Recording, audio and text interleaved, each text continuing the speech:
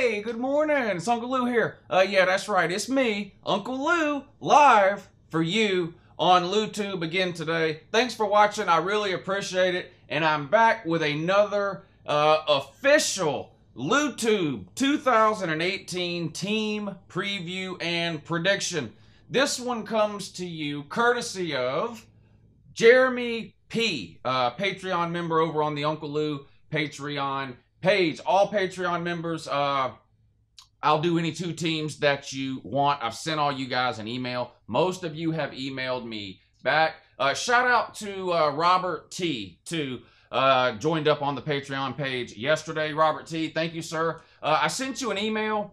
Just reply to that email with the two teams that you'd like to see me preview for you, and I'll go ahead and take care of that here pretty soon. The order that these previews are going to go in are going to be the ones I want to do or the Patreon members want to do first. Then I'm going to go through the comment sections and pick out the ones that everybody else commented or mentioned that they wanted to see. That's how it works. But anyway, without any further ado, or maybe just a little bit more ado. Okay, that's enough ado. Let's get right into today's official 2018 LouTube team preview and prediction. Let's go!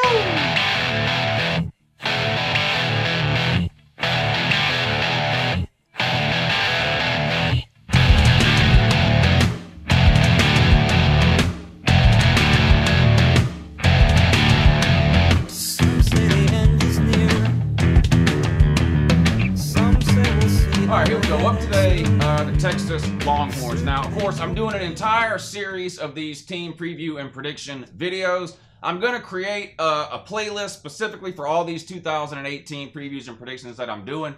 So if you miss any, you can easily just go to the YouTube page, find the playlist. I think it's called 2018 Previews and Predictions. Click on that playlist and all the different videos will come up and you can pick and choose the ones you want to watch. This, of course, is just the second one. Did Michigan yesterday. I'll put a link to the playlist up here. If you missed the Michigan one, you can check it out. I'll try to put a link at the end of the video too. But Texas Longhorns up today. Now, I had to think long and hard about what I was going to say about Texas for this season because they really made Uncle Lou look bad last year. I was super high on Tom Herman coming into Texas last year. I know things didn't work out with Charlie Strong at Texas, but it's not like Texas was a terrible team when Tom Herman got there. Not talent-wise, anyway. If you look at Charlie Strong's recruiting classes, pretty good. So, you know, Tom Herman had some stuff to work with when he got to Texas last year, and I was really high on Texas last year.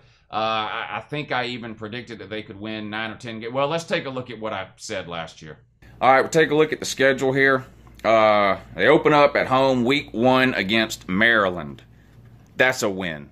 You'll win that game. Maryland, not a good team. Starting out 2-0. Tom Herman, 2-0 to start out at Texas. And I'm going to tell you something right now. Week 3 at Southern Cal. I have you down as a loss for that game. Follow that up at Iowa State, W. Kansas State, Oklahoma, and Oklahoma State. I do think you beat Kansas State. The next two, Oklahoma and Oklahoma State, if you can split those two games, year 1 under Tom Herman, I think you're doing pretty good.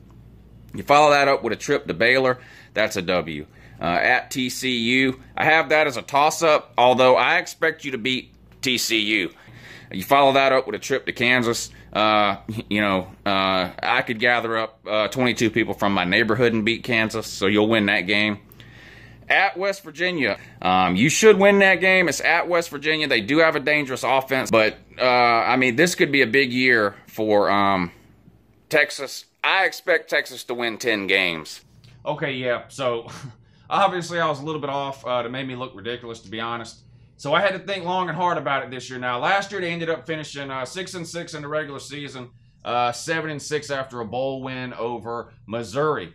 Who'd they lose to? Completely unexplainable loss to Maryland last year. They get an opportunity for revenge this year. 2 overtime losses last year to Southern Cal, and I believe the other one was Oklahoma State. So a Maryland loss that never should have happened. 2 overtime losses that, let's be real, the way the college football overtime structure is set up, it's really a crapshoot once you get to overtime. Now, Texas blew it on their own in those 2 overtime periods, which I'll talk a little bit more about when I talk about their quarterback. But so those are 3 losses that you could argue shouldn't have happened last year. Then, of course, they lost to Oklahoma. They lost to TCU and Texas Tech. Texas Tech, a weird one, too, at the end of the year that you would think Texas should have won that game. Even looking at the Oklahoma game, held Oklahoma to 29 points. What was the score? 29-24. So a close game. Not very many people held Oklahoma's offense like Texas did. And, you know, I have to recant some statements I made. Every time I talk about the Big 12 and how terrible their defenses are, which they are in general, I always mention TCU as the exception to the rule. And looking up some stuff to do this video, I've got to give Texas some credit. Texas had an elite defense last year. Only gave up, I think, 22, 23 points a game. That's unbelievable in the Big 12.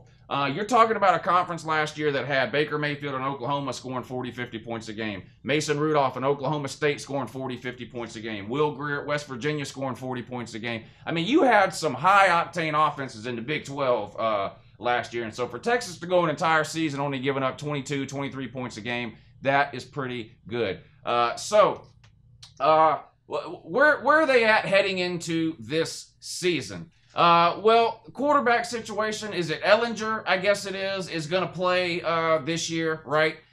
He completely blew it in those 2 overtime losses last year. He had turnovers in both those overtime losses. That's the one thing you cannot do in an overtime game is commit a turnover. I mean, that's pretty much an automatic loss if you turn the ball over. All the other team has to do is line up and kick a field goal and game over. So he's got to improve on decision-making. And turnovers and things like that. What was weird about Texas last year is you think, okay, they're bringing Tom Herman in. This guy's an offensive genius. Look what he did at Houston. I mean, he was beating really, really good Florida State teams, winning 10, 11 games a year. That's what's real. You look at Texas last year, their offense was horrible. I mean, there's no other way to say it, really.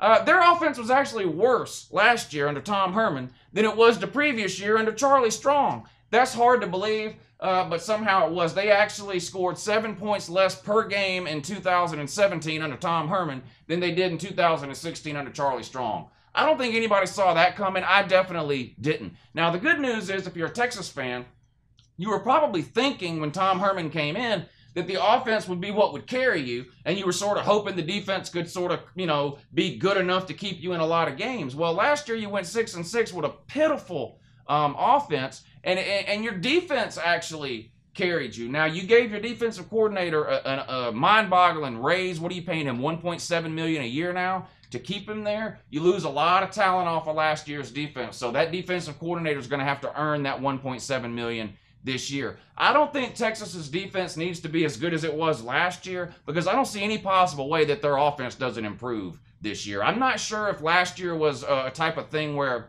the offense wasn't clicking because maybe they were trying to learn a new system. There was a lot of players getting plugged in at different positions last year on offense under Tom Herman's first year in the system. So, you got to think that a lot of that kind of stuff will be worked out heading into year 2. And like I mentioned, if Erlinger can get his turnovers and his decision-making under control, then I think Texas's offense is going to take a big step forward, or has the potential to take a big step forward in 2018. So the defense may not have to be as good to keep Texas in a lot of these games.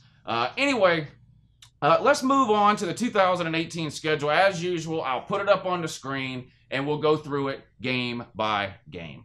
All right, so here's the schedule. We got it pulled up. Now, before I get to that, just a couple other things here. Previewing Texas. Offensive line was a big issue for Texas last year. Their offense in general was an issue, but offensive line in particular underperformed. They bring in an offensive line coach from Auburn, so they're hoping, I guess, that this O-line coach from the barn can do wonders with their offensive line. We'll see how much improvement that makes in Tom Herman year 2 at Texas with this new O-line coach. And defensively, I mentioned they lose a ton of talent. But recruiting-wise, especially in the defensive backfield, Texas recruited at an elite level. Did they sign? I don't. Somebody can tell me if this is true, but I read that Texas signed the number 1, the number 3, and the number 6 safety in America. All 3 in last year's class. So you get the number 1, the number 3, the number 6 safety in the class of 2018. Now, they'll be freshmen this year. We'll see how much they play. And on top of that, Texas signed 2 corners defensive backs, cornerbacks,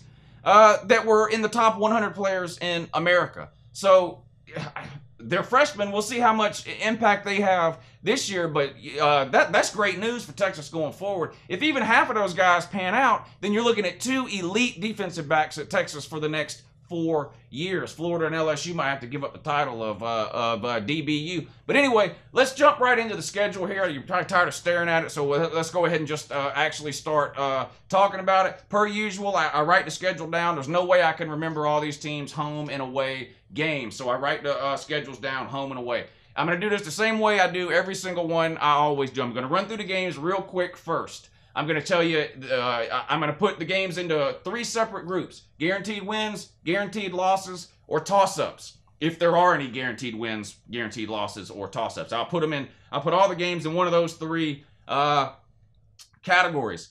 Then I'm going to go back through the list a second time. The games that I put in the toss-up category, I will spend a few minutes talking about those games, and I will pick a winner or loser. And then at the end of the video, I'll try to come up with an overall record for Texas in the regular season. The reason I do it that way, no sense in spending and you listening to me talk about, I don't know, Texas versus Tulsa for 10 minutes. No one cares. So anyway, week 1 at Maryland. How is it possible this is a revenge game for Texas? I know I keep bringing this up over and over and over again. I've done it all offseason in the live streams that we do. I've probably mentioned this 100 times this offseason. Losing to Maryland last year, absolutely unacceptable. There is not a scenario on planet Earth. I don't care who the coach is at Texas or Maryland for that matter. I don't care if it's his first year or his 50th year. There is no excuse. Texas should never lose to Maryland, ever. That was absolutely pathetic. You know, Texas went 6-6. It easily could have been 7-5. All you got to do is take care of Maryland. Come on. This game in Baltimore at Maryland, guaranteed win. I'm sorry. I'm gonna give it to you again, even though you crapped the bed last year. That's a guaranteed win. Week 2, you get Tulsa at home. You should win that game. Yes, I know Tulsa over the last 5 to 10 years or whatever has had some prolific offenses. Yada yada yada. Yep. Okay. Sorry about that. The battery died, but we were talking about Tulsa. I know Tulsa's had some good offenses over the last few years, but let's get real again. Just like the Maryland argument. It's Tulsa. Texas has got to be beating Tulsa year in and year out. I mean, you don't play them every year, but you know what I'm saying. The Tulsa-type teams, if Texas is going to get back to what they were 10, 15 years ago, you have to win these games. I have you down as an automatic win there. All right, now is where it really gets interesting. Southern Cal. Okay, last year you had to play them out there. This year, they come to Texas. Southern Cal, one of those games last year that you lost that you easily could have won. I've said a couple of times you finished 6-6, 7-6 with a bowl win. 3 of your losses could have went the other way. You can argue more could have went the other way, but 3 definitely could have went the other way. This was one of them. This was one of the games you lost in overtime. A crapshoot, stupid turnover. You blew it. You get them in Austin at home this year. They lose a ton. I have this as a toss-up. I'm going to come back to this at the end, but they lose a ton, including Sam Darnold. Everyone knows that. I'll come back to that one at the end. All right, then TCU at... Is that at home?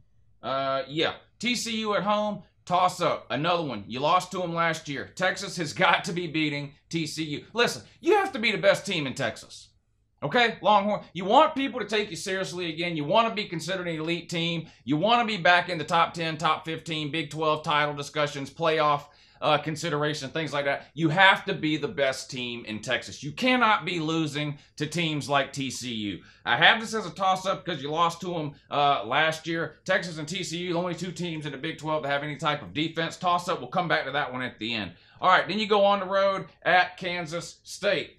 No reason you should lose to Kansas State. You should win this game. Yeah, I know. Snyder, Skeletor, whatever, been there forever. Great guy, great coach.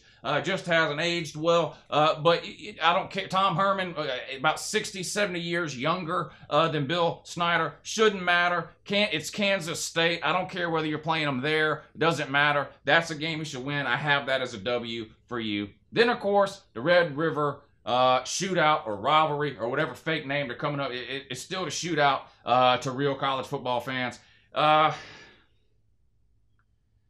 I have this one as a toss-up. They lose Baker Mayfield, but they have a ton of talent coming back all over the offensive side of the ball. I have that as a toss-up. We'll come back to that one. Baylor at home, one of the worst teams in the Power 5, and they should be. God willing, they'll be terrible again. Baylor deserves to be terrible after what they did down there. If there is a God, whatever God you believe in, if there is a God, Baylor will suck again in 2018. I have you for a win there. Again, be the best team in Texas, okay? Let's see. At Oklahoma State, another one of these games that you lost last year in overtime that really could have went the other way. They also lose an elite quarterback, Mason Rudolph, not quite in the Baker Mayfield category, I guess, but still set all kind of records. Him and that wide receiver they had, I can't remember his name now, but they set all kinds of records last year. They lose him. They still have Justice Hill. I have this as a toss-up, mainly because it's at Oklahoma. I'll be honest, if this game was in Texas, I'd probably give you the win right off the bat, but we're going to put it as a toss-up and come back to this one later. Then you have to go, then you play at home, West Virginia. West Virginia's going to have the best offense in the Big 12, in my opinion. I know Oklahoma's stacked, minus Baker Mayfield. Yeah, I mean, they got Kyler Murray and another guy, too. It's not like they're hurting at the quarterback position, but unproven. But I think West Virginia's going to have the best offense in the Big 12. Will Greer's a legitimate Heisman candidate. Problem West Virginia's going to have, I don't know if they can win enough games and be relevant enough in November, which is when the Heisman is really won and lost, in order for him to actually win it. But this guy's an elite passer. He's got 2 NFL wide receivers to throw the ball to. Their defense, though, a whole nother story. Not only is their defense bad, tons of issues there, transfers, injuries. I have that as a toss-up. We'll come back to that one. And then I have you winning your last 3 games at Texas Tech, home with Iowa State, and at Kansas. Start with Texas Tech.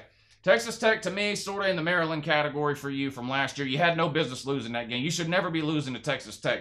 Be the best team in Texas. I keep saying it, but I'm going to keep saying it until you actually do it, okay? You shouldn't be losing to Baylor. You shouldn't be losing to Texas Tech. And honestly, you shouldn't be losing to TCU. These are things that shouldn't be happening. Texas needs to be the best team in Texas. The Big 12 needs that, honestly. So I have you a win, even though it's at Texas Tech. I just think you're a better team, and I think you have a better coach. Let's see. That's at Texas Tech. Home against Iowa State, the world beaters, right? Listen, Big 12 people, mainly Oklahoma. I think TCU too, right? Or was it Oklahoma State? They beat 2 of them last year, which I don't remember which 2 it was. No, it was Oklahoma though.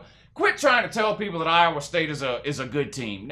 They're not, okay? You just blew it to an average to below average team. That's it. A decent coach? Maybe. We'll find out this year whether last year was a fluke with Iowa State beating a couple of top 10 teams, or if that coach really knows what he's doing and can get Iowa State to the 8-9 win mark. I'm guessing no, that he can't. He may still be a good coach, but he's not getting to 8, 9, 10 wins at Iowa State. Quit trying to make people believe that Iowa State is a good team. They're not. And you should win this game, Texas. Doesn't matter that it's there. And then, of course, you finish up the regular season home against Kansas. Worst team in the Power 5. Not even close. I forget Kansas even has a team until I do these previews every year. And I'm like, oh, somebody's playing Kansas. That's right. I forgot they still had a football team. Literally no one cares about Kansas. Am I right? Kansas, Oregon State, Rutgers, Tennessee, Baylor. I mean, these are teams no one gives 2 hoots or a country holler about. Let's just be real. If you don't blow out Kansas, something's wrong with you. All right.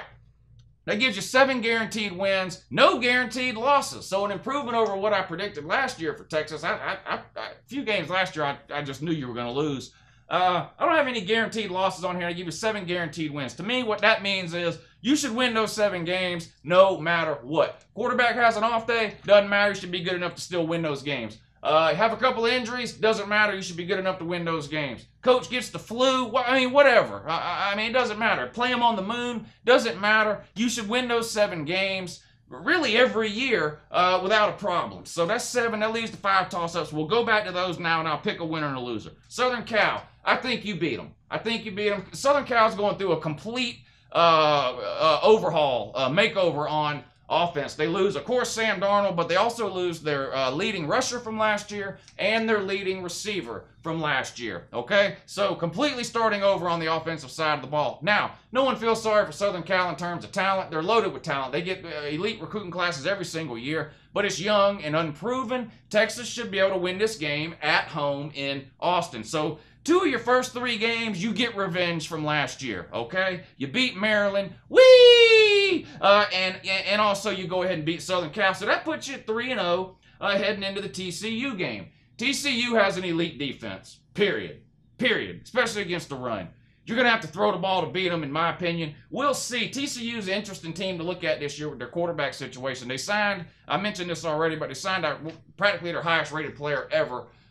He's likely to redshirt this year, but the other guy's pretty good too. Robinson, is that his name? If TCU can get an offense going, they could create problems for some people in the Big 12 this year. However, I think Texas starts out on a roll this year, and I'm going to give you a win against TCU. So you're well on your way to being the best team in Texas so far through 4 games. Okay? The next toss-up, Oklahoma. I'm sorry, you lose this game. I know it was close last year, and you're saying, well, Texas is going to be better this year, and how can Oklahoma be as good without Baker Mayfield? I just have a feeling Oklahoma wins this game. I like their quarterback situation. Even though they don't have Baker Mayfield, they're not going to be hurting. They got guys there that are more than capable. Kyler Murray, another guy too. Rodney Anderson, one of the best running backs in America, period. I don't know what this guy was doing riding the bench the first 7-8 games of the year last year, or playing backup or whatever he was doing. This guy is absolutely elite, a monster. Probably lead the Big 12 in rushing this year, him or Justice Hill, probably from Oklahoma State. But this guy's elite. CeeDee Lamb on the outside.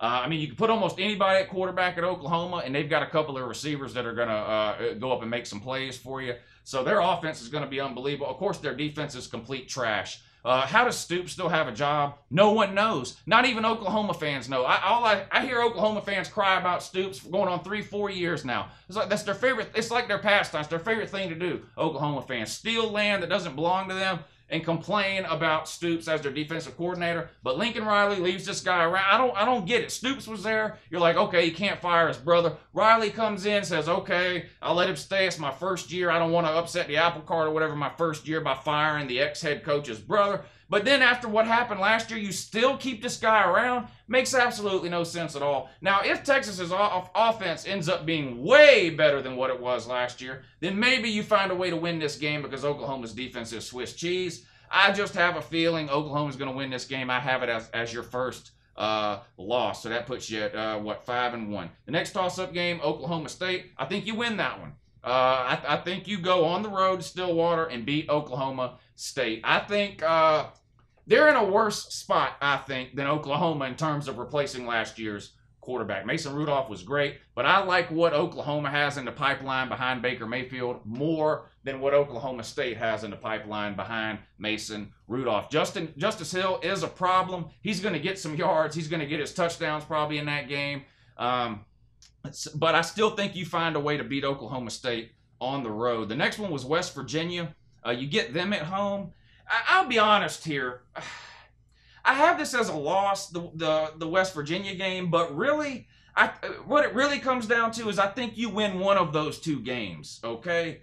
I think you either beat Oklahoma State or West Virginia, but because people cry if I don't actually pick a winner or a loser and leave something as a either or toss-up, I have you losing at home to West Virginia and winning on the road at Oklahoma State, which is kind of counterintuitive. But I don't know. I had to pick one, and so that's just sort of the way I went with it. So that puts you with a record of 10-2. So you should be happy with that. A huge improvement over last year for sure. 6-6, won your bowl game, made you 7-6. If you can get to 10 wins this year, and look, it shouldn't be that hard to get. Yeah, Texas was 6-6, but like I said, 3 of those games, especially Maryland, come on, really? And then the 2 overtime games against better teams that you still could have won, but you really shot yourself in the foot in those 2 games. So if you just turn those 3 games into wins, that's already 9 wins right there. You win a bowl game, would put you at 10. But I think you get to 10 in the regular season with a possibility to win 11. Wouldn't surprise me to see you get a chance at the Big 12 title game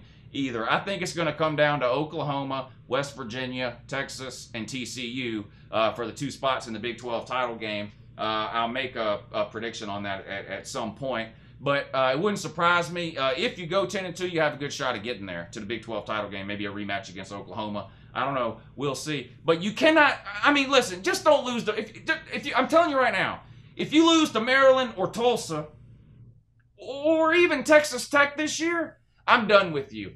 Now, you made me look like a friggin' idiot last year when I went through, Texas can win 9 or 10 games, and you crapped the bed multiple times. Now I'm getting I'm mad. It's already 120 degrees out here. Now I'm starting to sweat. I go out on a limb I ain't no Texas fan. I go out on a limb for you guys. I'm a Tom Herman believer. I think he's a good coach. I go out. You guys go out, win 6 games, losing to Maryland, Texas Tech. What are you doing?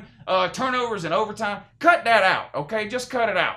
I'm tired of, I'm telling you right now, it's the last time I'm doing it. You let me down this year, that's it. I probably won't even preview Texas next year. If I do, I'm going to preview it, and I'm not even going to look at the schedule. I'm just going to come on camera and say, Texas 2019 preview, 6-6, because they keep making me look like an idiot on YouTube.